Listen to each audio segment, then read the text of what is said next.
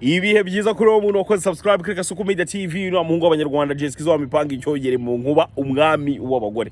Abantu benshi cyane bakomeje kugenda bambwira ngo ese Jessica wa mipango kandi we muntu ukunda gutohoza amakuru cyane. Amakuru twumvise ngo witwa ngo Jay Rwanda ngo yongera arongora ngatera ivi bimeze bite? Ndahagana se Jay Rwanda ko nanjye narinzi ko ngo ari kwa gahunda icuramye hariya kwa base muhungu kwa ndani kwa nyuma bimeze bitera ndagenda rero nitohoreza amakuru bya nyabyo.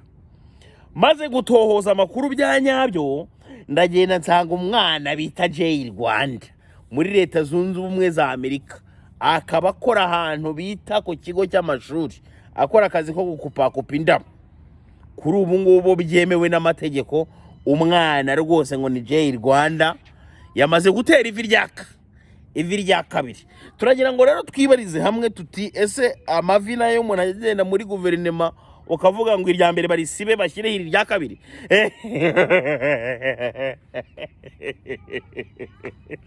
Nicyo kibazo gihari, gusa nagira ngo wenda ababisobanukiwe mutubwire.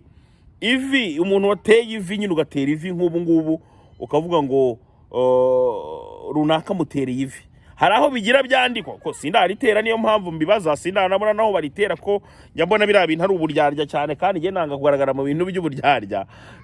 So nagira ngo mbabaze bira bintu byo gutera ivi uyu munsi ejo none ukongera ugatera ivi nabyo bimeze biti? Hari aho umuntu agenda akajya gusibira ingiri bagashyira hiri, muze kumbwira muri comment bana, ndagira ngo tubimenyera kandi iyo nayo tujye tubidiscussing. So nkuko mubizi rero nkunda kubagezaho ibiganiro by'aba diaspora cyangwa se wenda ngenda mbagezaho zimwe muri content z'aba diaspora. So umugabo bita Jay Rwanda rero numvise ngo yateye ivi, yari yarateye ivi rya mbere, ubu ngubu yateye ivi rya kabiri. Ni muri bimwe rero nagiye mbabwira akenshi abantu batuye muri leta zunze ubumwe za Amerika, reka bari nibo nibandaho uyu munsi, bakunda gushaka imburagihe. Ugasanga umuntu ashatse bitari biri ngombwa cyangwa se ashatse bitari byateganyijwe, noneho nyuma akongera akabona noneho undi muntu yagakwiye kuba yarashatse, agahora bitekerezaho bigatuma atagira umutekano muri we, kugeza ubwo bigaragaye nk'aho yakinishije uwa mbere cyangwa se yagiraga ngo akore ese.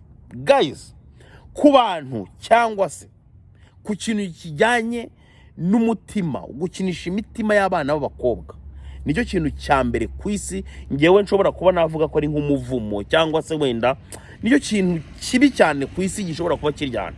Gufata amarangamutima y'umwana w'umukobwa ukayakinisha, ukamwizeza ko nta wundi muntu ushobora kuba yarabayeho ku isi wari gukunda nka we, ukamutera imitomo, murabizi imitomo mukunda gukoresha, maze nyuma y'amezi 2 nyuma y'amezi 3 ukabona ko wibeshye.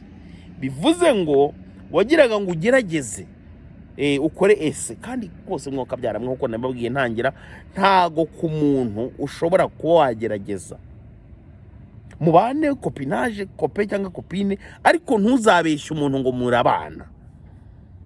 Birababaza cyane. So andi makuru rero nabashije kumva nuko ngo umukobwa yari yarabanje gukundana nawe bwa mbere akanamuterera ivi, yaje kugwa muri koma.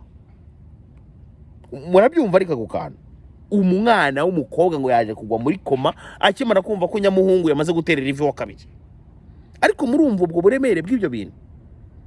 Sinzi nimba wenda ushobora kuba wakishyira mu mwanya w'uwo mwana w'umukobwa aguye muri koma ukabyumva. Ukajya kubona ukabona n'umuhungu ntigeze nabikubwira, ntimugeze munashwana, ntimugeze munagera gute, ahise yigira ahantu ku mazi atema agakabutura gatoya cyane kamawuwa, ngari kumwe n'undi mwana w'umukobwa kandi nawe yamutereye ivi, bakanatwika ku mbuga nkoranyambaga ahantu hose n'ibinyamakuru bikandika.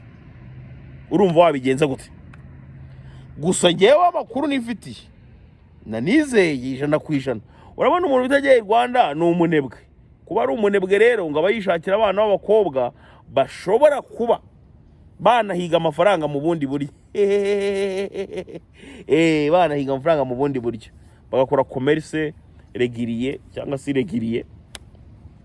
Simbiza abazi igifaransa ni bashobora kuba badusobanurira commerce regiriye ni regiriye.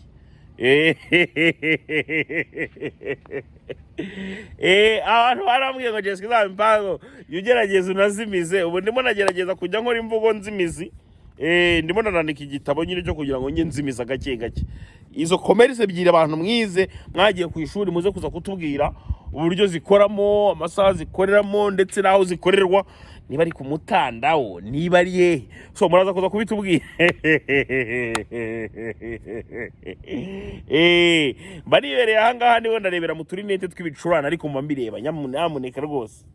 Mba mbireba niyo kagira ngo simba mbireba. Cyazo gusa nuko ncikwa nkaza nkanabivugira aha ngaha.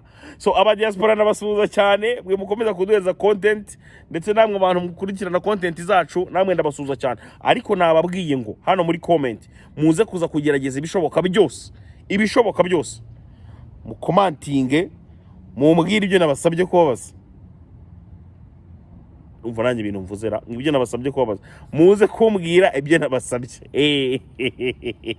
Ari ukuntu umuntu avuga amagambo menshi bikagera naho uvugishwa, icyo gihe no kuvuga ngo ahubwo inkuru nibwo ibitangiye kuryo.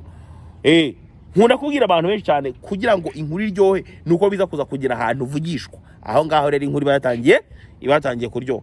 Bantu banje murabizi ko mbakunda, ndagira ngo mbabwire ko mbakunda cyane. Aha ngaha kuri Gasuku Media TV gukora subscribe n'ubushake bw'umuntu, ntago ari itegeko, ntago ari n'ibintu dusaba, urayikora cyangwa ukarurera.